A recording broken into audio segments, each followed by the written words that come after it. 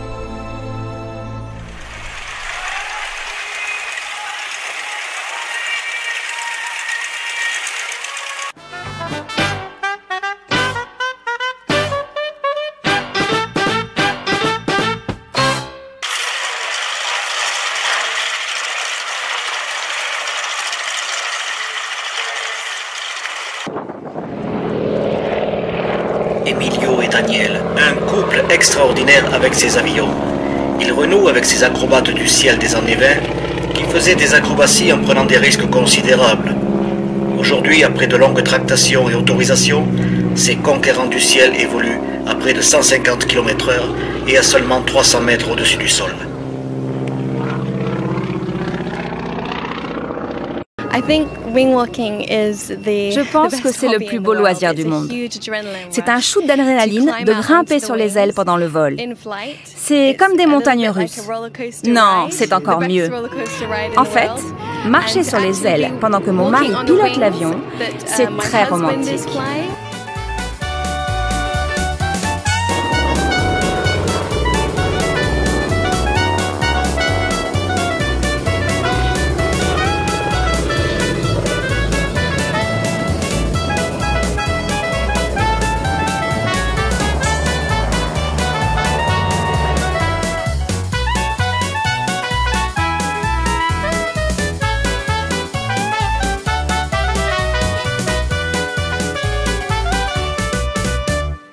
Moment privilégié en quelque sorte, nous allons assister à l'ouverture officielle avec l'un des pilotes de la Marche verte du Maroc, basé à Marrakech.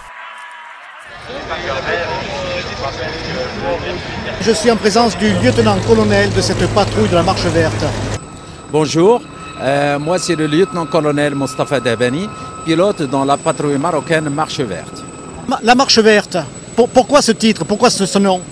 Alors la Marche verte, c'est l'organisation d'une marche pacifique par le roi Feu Sa Majesté Hassan II en 1975 pour récupérer le territoire sud du Maroc.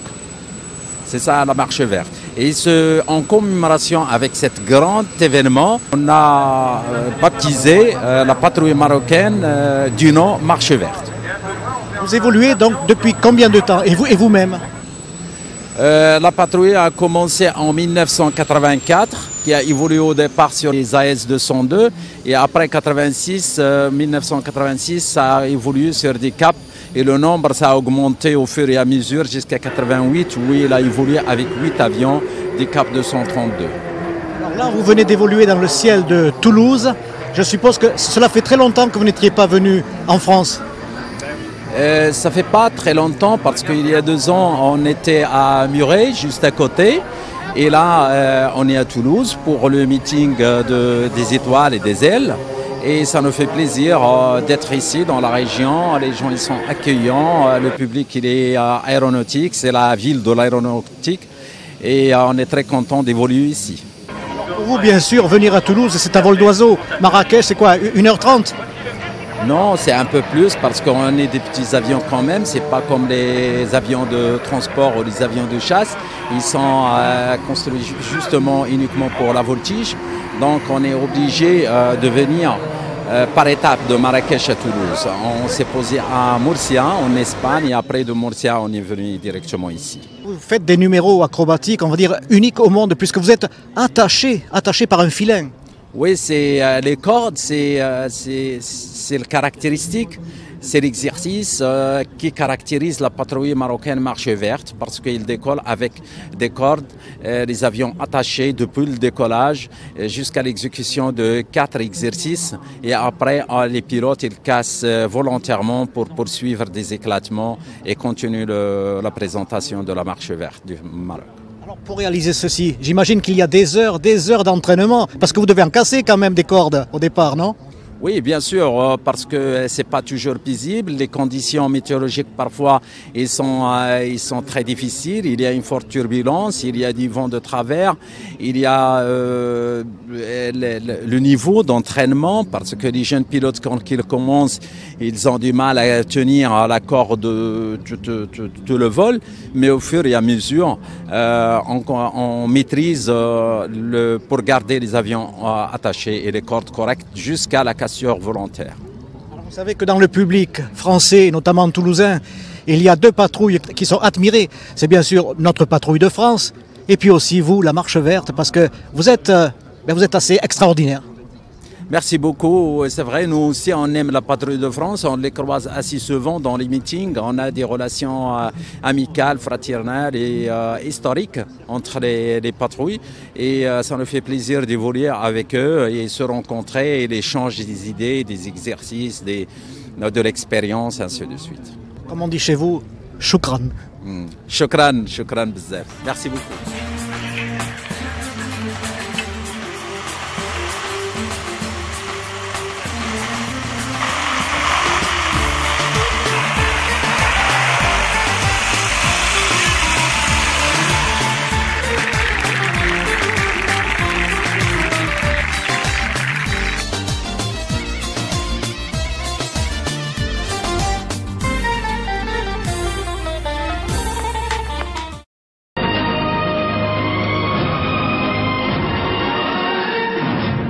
Patrick Poivre d'Arvor, bonjour. C'est un privilège de vous rencontrer entre journalistes, bien sûr. Alors vous êtes ici au meeting des étoiles et des ailes. Pourquoi? Vous êtes le parrain, c'est cela? Alors je suis parrain de ce meeting, très heureux, parce que Catherine Gay et son équipe font un travail magnifique.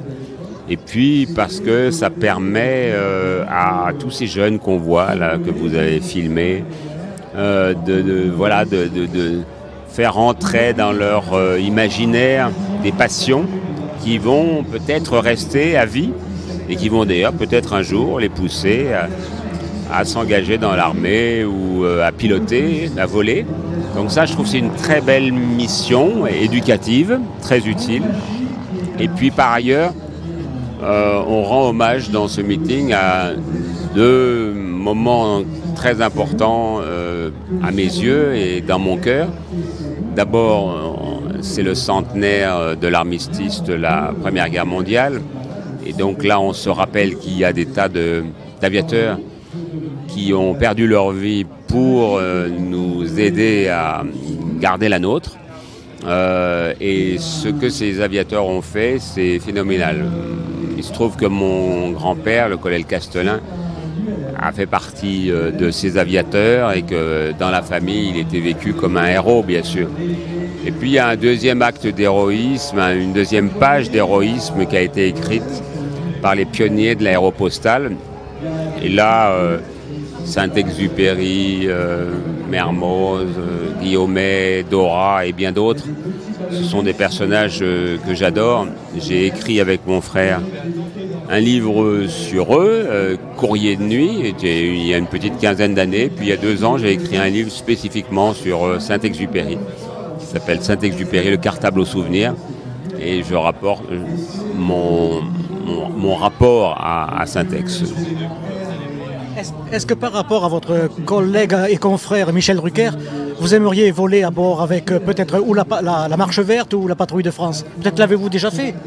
J'ai eu la chance de voler avec la Patrouille de France, notamment avant le défilé du 14 juillet 98. C'était, vous savez, le fameux défilé qui est arrivé très peu de temps après la victoire de l'équipe de France de football. Et donc j'avais, avec eux, 3 jours auparavant, fait un repérage au-dessus des Champs-Élysées. J'ai eu cette chance aussi de voler sur Rafale. Je crois qu'il y a peu de gens qui ont eu cette chance, peu de civils en tout cas. Et j'étais très, très honoré d'en faire partie.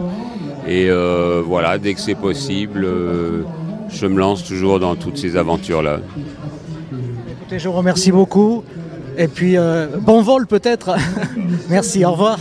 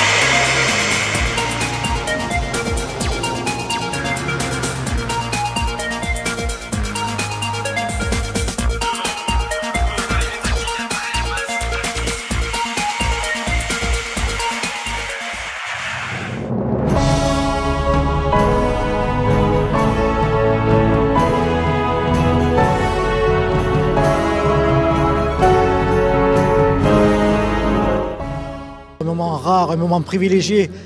Beaucoup d'entre vous aimeraient être à ma place puisque je suis ici absolument sur le tarmac de l'aéroport Franck-Casal. Et derrière moi, regardez, une bête extraordinaire. Hein, c'est le Rafale bien sûr, qui va prendre son envol là d'ici quelques minutes. Alors autant vous dire que même que je vais dégager parce que sinon je serai sûrement secoué et brûlé. Et donc à tout à l'heure pour l'évolution dans le ciel avec le Rafale. Merci.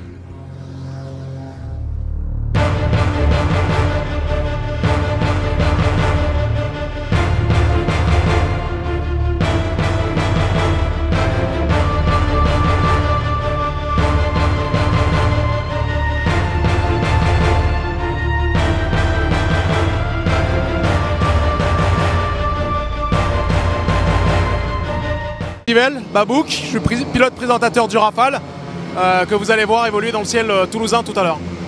Pour devenir pilote du Rafale, il faut faire bien sûr de sacrées sélections. Eh bien écoutez, non, moi j'ai le bac, donc il faut juste être volontaire, il faut avoir le bac et ensuite il faut passer le concours des élèves officiers du personnel navigant ou alors entrer via les grandes écoles Matsup Matspé à l'école de l'air. Il y a un bruit absolument assourdissant et puis vous avez votre métier à faire. Merci de ces quelques secondes et bon vol. Et peut-être à tout à l'heure.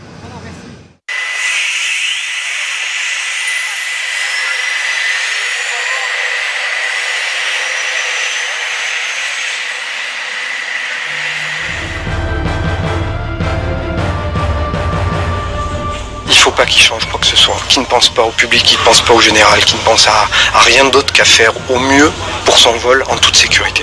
Voilà. Il a des repères, il faut qu'il s'en souvienne, il a sa démonstration, c'est du papier à musique, il faut que ça parte comme du papier à musique et que tout se fasse de la même manière.